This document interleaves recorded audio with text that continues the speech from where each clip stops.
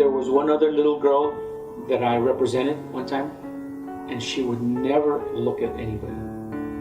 She would never say anything. In fact, she would just look off into space. I would say, hey, this is what the report is saying, this is what they're saying you did.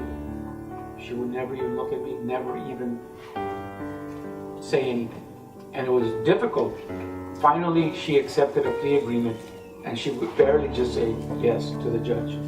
And when she was on probation, her probation officer says, look, we need to ship her off to somewhere because she is the party girl for this teenage gang.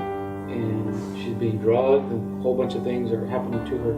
And so I agreed to have her shipped off. She was supposed to go for 90 days.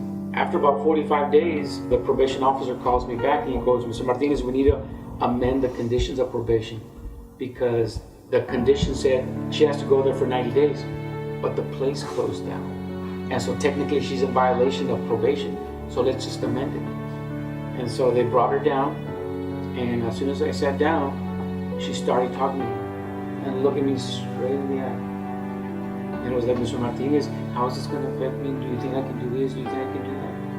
And I said, wow, the difference that place did in 45 days with this little girl was totally amazing. But this place was like in Uvalde, a town that's like 1/10 the size of Laredo.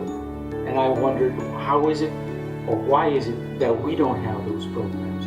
Why is it that we can't do something like that to provide for our young kids? And it all comes down to leadership. If you have weak judges representing everybody, that's what we're going to